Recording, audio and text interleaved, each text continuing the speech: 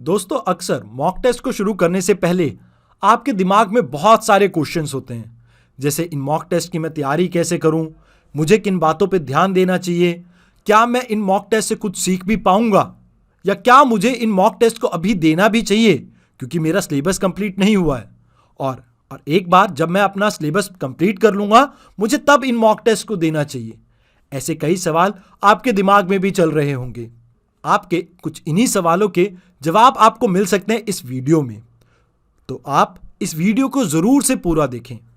देखिए दोस्तों, जब बात होती है मॉक टेस्ट की तो आपको कंसंट्रेट बिल्कुल भी नहीं करना चाहिए मार्क्स के ऊपर।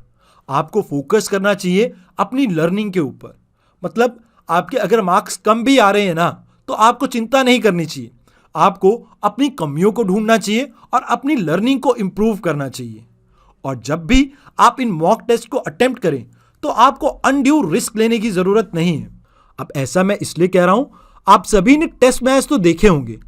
टेस्ट मैच में जितनी अहमियत एक बॉल पे रन मारने की होती है, उतनी ही अहमियत एक बॉल को लीव करने की भी होती है। इसे आप लिंक कीजिए अपने यूपीएससी से। जब आप प्रीलिम्स दे रहे होते हैं तो आपके ऊपर भी ये प्रेशर होता है कि आपको ज्यादा से ज्यादा मार्क्स लेने हैं। अब इस कोशिश में आप उन क्वेश्चन को भी अटेम्प्ट कर बैठते हैं जिन्हें आपको पॉसिबली अवॉइड करना चाहिए था। अब इससे क्या होता है, इससे आपको मिलते हैं नेगेटिव मार्क्स।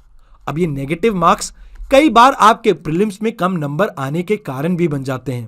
कहने का मतलब यह है कि जितनी अहमियत एक क्वेश्चन को अटेम्प्ट करने की है, उतनी ही अहमियत आपके एक क्वेश्चन को लीव करने की भी है यहाँ पे। इसके अलावा इन मॉक टेस्ट सीरीज में आपको एक टाइम टेबल मिलता है। आपको उस टाइम टेबल को रिलीजियसली फॉलो करना है। कहने का तात्पर्य यह है कि जैसे कॉन्स्टिट्यूशन में आपका प्रीएम्बल है ना, आप यह समझिए कि ये टाइम टेबल या शेड्यूल आपके लिए वही है। अगर आप इसे ढंग से फॉलो करेंगे तो यकीनन आप एक टाइम बाउंड मैनर में अपनी रिवीजन को कंप्लीट कर पाएंगे और इसका आपको रिजल्ट दिखेगा अपने प्रीलिम्स में। इसके अलावा इन मॉक टेस्ट सीरीज में आप दो तरह की टाइम मैनेजमेंट सीखते हैं। एक तो पेपर के दौरान कैसे 120 मिनट में मैं अपना पेपर कंप्लीट करूं, आप इसको समझते हैं। साथ के साथ मैं कैसे अपने गिवन टास्क को एक टाइम फ्रेम में कंप्लीट करूं, आप उस टाइम मैनेजमेंट को भी सीखते हैं। जहां पे मान लीजिए आपको पॉलिटी का टेस्ट अटेम्प्ट करना है, तो यहां पे आपको वेरियस टॉपिक दिए होंगे, तो हम उसे मान लेते हैं आपके टास्क हैं। उन टास्क को आप प्रायोरिटी देते हैं कि सबसे पहले मुझे किन चीजों के ऊपर ध्यान देना चाहिए, तो आप प्रायोरिटाइज करते हैं उन टास्क को और फिर अकॉर्डिंगली अपने टाइम को प्लान करते हैं। और इसी की आउटकम आती है आपकी अचीवमेंट, जो आपको आपकी सिलेक्शन के तौर पे दिखती है। तीसरा सबसे इंपॉर्टेंट काम करते हैं ये मॉक टेस्ट कि आपको एनालाइज करने का एक मौका देते हैं कि आप कहां पर गलत हैं। मान लीजिए आपने एक टेस्ट दिया मॉडर्न इंडिया हिस्ट्री का। इसमें आपने लगभग 90 क्वेश्चन अटेम्प्ट किए थे, जिसमें से 70 आपके ठीक थे और 20 आपके गलत हो गए। इसके अलावा 10 वो भी क्वेश्चन है जो आपने छोड़ दिए। अब यहां पे इन टेस्ट सीरीज में आपको क्या एनालाइज करना है, जो 70 क्वेश्चन आपने अटेम्प्ट किए, क्या इनमें मेरे लिए कुछ नया सीखने को है? अगर है तो उसे तुरंत ही अपने नोट्स में अपडेट कीजिए। इसके अलावा ये जो 20 क्वेश्चन आपके गलत हुए हैं, तो यहां पे आपको दो तरह की गलती मिल सकती है। या तो आपके कॉन्सेप्ट में कुछ क्लैरिटी नहीं होगी, या आपके फैक्ट में कुछ प्रॉब्लम होगी। तो यहां से आप ये समझ सकते हैं कि मुझे कॉन्सेप्ट के ऊपर वर्क करना है या फैक्ट्स के ऊपर वर्क करना है एक पर्टिकुलर सेक्शन में। उसके अलावा अब इन 20 क्वेश्चन को आप सेक्शनली डायसेक्ट कीजिए। मतलब मान लीजिए कि इनमें से 5 क्वेश्चन ऐसे थे जो गांधीयन एरा से रिलेटेड थे। अब मुझे यह पता लगता है कि मेरा जो गांधीयन एरा का फेज है वो अच्छे से प्रिपेयर नहीं है, तो कहीं ना कहीं मुझे इस गांधीयन एरा के बारे में और अच्छे से अपनी नॉलेज को अपग्रेड करने की जरूरत है।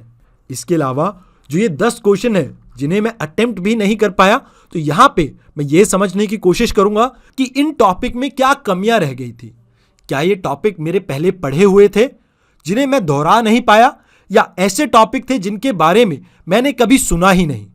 अगर ये कुछ ऐसे टॉपिक हैं तो इनके बारे में मैं अपनी नॉलेज को इन्हांस करूंगा और फिर से एक बार इन्हें अटेम्प्ट करने की कोशिश करूंगा। अब जब आपको अपनी वीकनेस के बारे में पता लग चुका है, यानी आपने अपना स्वॉट एनालिसिस कंप्लीट कर लिया है, जहां पे आपको अपनी स्ट्रेंथ भी पता है और वीकनेस भी पता है, तो आपको अपनी वीकनेस के ऊपर वर्क करने की जरूरत है।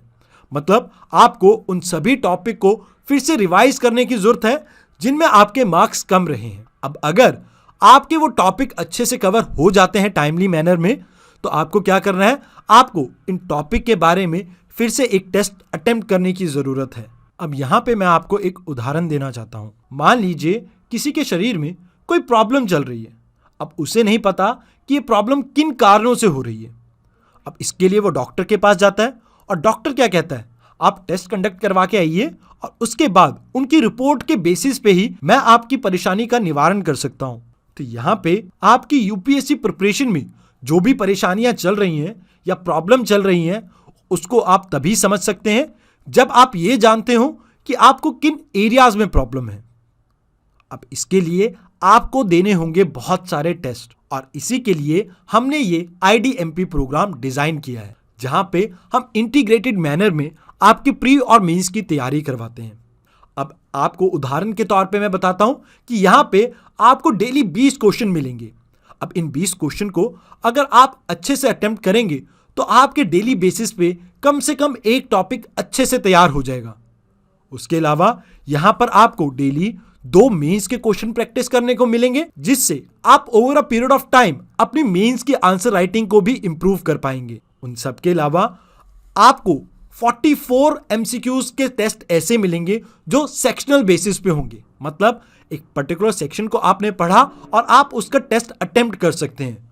उसके अलावा इन टोटल आपको 10 फुल लेंथ टेस्ट मिलेंगे, जिससे आप अपनी यूपीएससी प्रिपरेशन को एक मेजर बूस्ट दे सकते हैं। One of the most neglected area है आपका CSAT, जिसकी आप कभी ढंग से तैयारी नहीं करते हैं। तो यहां पे आपको 4 CSAT के टेस्ट भी मिलेंगे, जिससे आप अपने CSAT की कमियों को भी दूर कर सकें। अब यहां पे मैंने आपको बताया था कि आपके 44 सेक्शनल टेस्ट होंगे। अब इन्हें हम कंडक्ट करवाते हैं वीकेंड बेसिस पे। मतलब वीक में आपने जो भी टॉपिक कंप्लीट किया है उसके 2 टेस्ट होंगे। अब यहां पे आपको 100 क्वेश्चन अटेम्प्ट करने को मिलेंगे एक पर्टिकुलर सेक्शन के। उस सेक्शन से रिलेटेड आपकी जो भी कमियां होंगी आपको एटलीस्ट वो तो पता लग ही जाएंगी। इसके अलावा मेंस के लिए हम वीकेंड पे 2 तरह की टेस्ट सीरीज कंडक्ट करते हैं।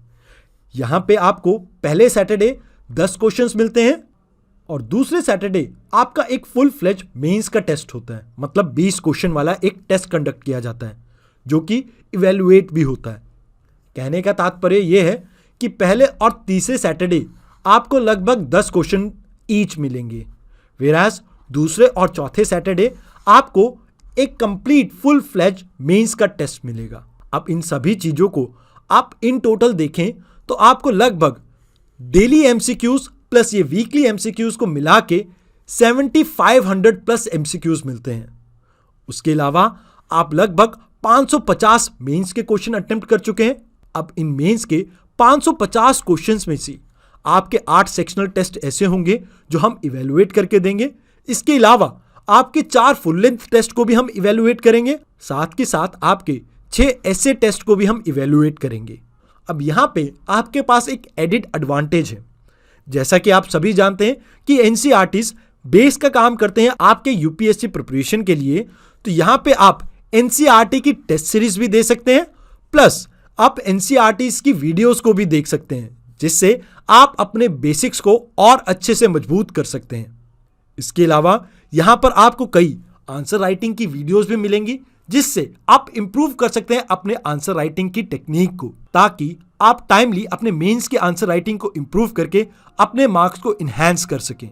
अब मान लीजिए आपको इस कोर्स के रिगार्डिंग कोई भी क्वेरी हो तो आप dpp.onlyis.in पे जा सकते हैं, या आप नीचे दिए इस नंबर पे कॉल कर सकते हैं। उसके अलावा आप हमें ईमेल भी कर सकते हैं info@onlyis.com पे। तो आज की वीडियो के लिए इतना ही। धन्यवाद।